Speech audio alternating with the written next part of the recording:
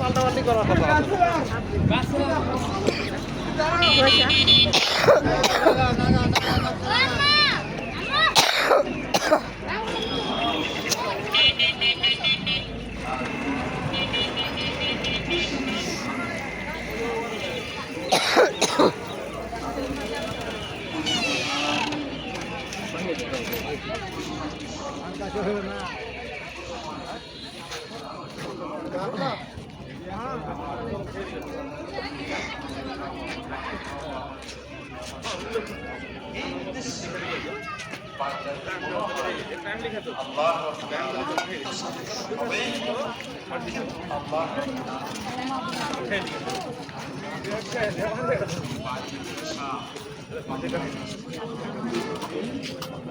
Assalamualaikum amu, daya kuriel amura.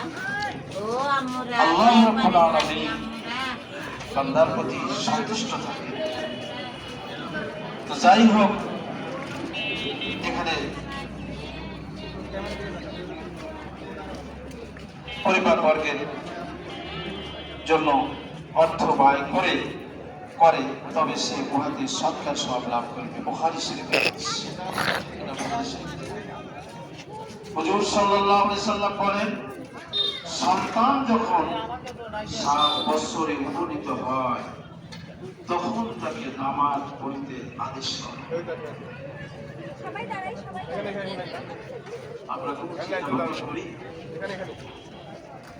6 বছর যখন হয় তখন শিক্ষা প্রতিষ্ঠানে পাঠানো আর 7 বছর যখন হয় তখন তাকে নামাজ শিক্ষা দেওয়া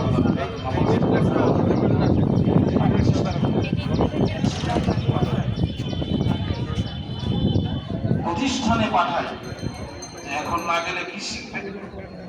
এখন থেকে পাঠাতে হবে, তাহলে পারে সে এত বছর বয়সে মেট্রিক পাস করতে পারবে। এইরকম চিন্তা ভাবনা করি, এটাকে অত্যন্ত গুরু দায়িত্ব মনে করে আমরা সন্তানদেরকে শিক্ষা প্রতিষ্ঠানে পাঠাই। কিন্তু আল্লাহ পাকের রাসূল বলেন, যখন সন্তানের বয়স 7 বছরে উপনীত হয় তখন তাকে নামাজ পড়িতে আদেশ করো এবং তাহাদের বিছানা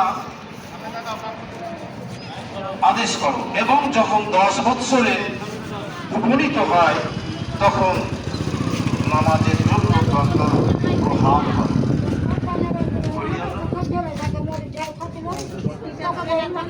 যখন বিয়ে শাদী হয়ে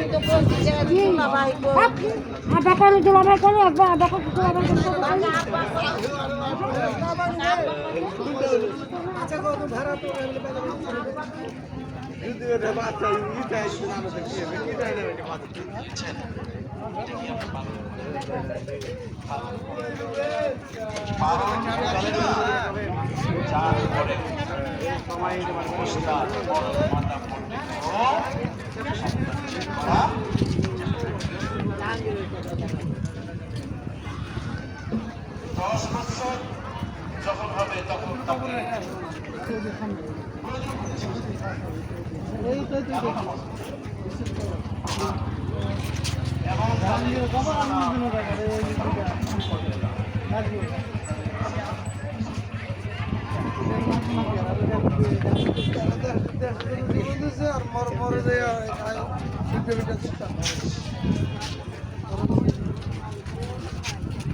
খালিদ বিন ওয়ালিদ